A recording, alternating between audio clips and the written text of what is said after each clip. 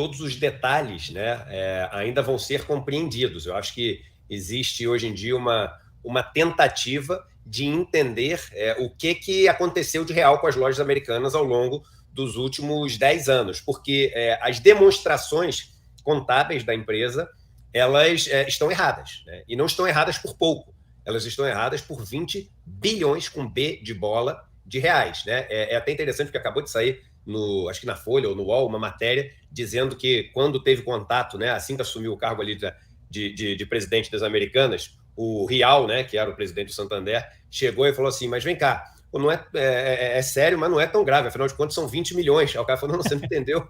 Você não São tá 20 entendendo. bilhões. O cara, como? Aí chamou ali, demitiu um monte de gente, porque é inacreditável mesmo. Então, por que eu estou te falando que é difícil de entender? Porque a demonstração contábil da empresa existe para você poder entender o que acontece na empresa. Então, por exemplo, você tem o balanço da empresa. No balanço da empresa, ela diz tudo que ela tem, né? Então, são os ativos da empresa. Ela diz o que ela tem de caixa, ela diz o que ela tem de investimento financeiro, o que ela tem de patrimônio imobilizado, tudo que na empresa tem aquele códigozinho de barra, as mesas, as cadeiras, os computadores. Então, no ativo da empresa é tudo que ela tem. O passivo da empresa é tudo que ela deve, né? Ou seja, dívida para fornecedores, dívida para, enfim, mercado financeiro, enfim, tudo que ela deve, né? E um pedaço do passivo que ela tem é a dívida com os acionistas, que é o patrimônio líquido da empresa. Então, ativo menos passivo dá o patrimônio líquido, que é quanto vale a empresa.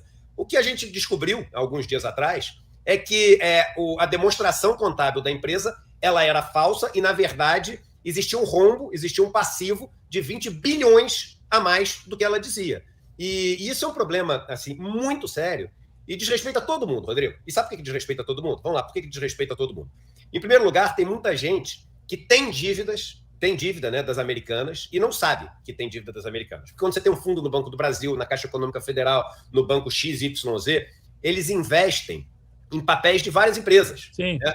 E você só vê ali que você tem um fundo crédito privado, não sei o quê, né? O fundo de debêntures, não sei o quê. Você vê o nome do fundo e não vê aqueles 50 papéis diferentes que tem dentro do fundo. Só no Nubank, um desses fundos, se não me engano, tinha mais de 1.300.000 cotistas. Só no Nubank, que tinha, entre os ativos que tinha lojas americanas. Eu peguei hoje a lista dos fundos mais populares que você tem vendidos, né, nas plataformas de investimento. Estão todos caindo no mês. Por que estão todos caindo no mês? Porque todos tinham um pouco de americana, de lojas americanas. E a dívida de lojas americanas caiu mais de 50% de um dia para o outro. Então, assim, isso é uma coisa que diz respeito a muita gente. Mas o problema, só para as pessoas entenderem, né, ele é muito mais grave do que as pessoas estão querendo fazer crer. Porque o que as pessoas estão querendo fazer crer é o seguinte, eles enganaram, né, qual era a situação da empresa, o quanto eles deviam.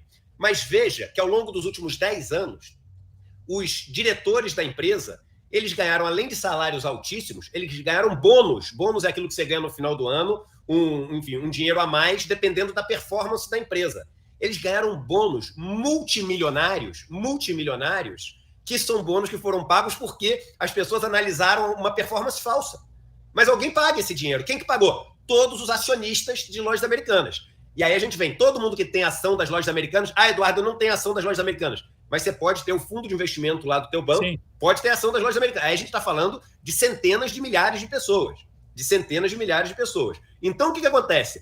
Quando ele paga esses bônus, esses salários altíssimos para os diretores executivos, os acionistas menores estão sendo roubados desse dinheiro, né? E os acionistas maiores também, enfim, porque esse dinheiro é um dinheiro que é pago por uma performance que não existiu. Mas veja que todos os acionistas estão roubando os credores, quando os dividendos dos últimos anos que foram pagos são dividendos em cima de um resultado que você também não sabe se existiu, porque o resultado contábil é falso, o resultado contábil é de mentira, a contabilidade estava errada em 20 bilhões. E não tem auditoria isso? Não tem Price Western?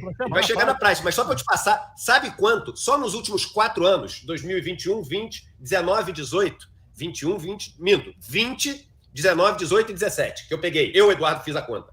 Só de dividendos e juros sobre capital próprio, ou seja, um pedaço do dinheiro que eles disseram que ganharam, que a gente descobriu hoje que não ganharam, né, porque os resultados são todos errados. Sabe quanto eles distribuíram de dinheiro nesses 4 anos? A fraude está há mais tempo. 900 milhões de reais. 900 milhões. E você pega e soma com os bônus, com esse salário, dá mais de 1 bi.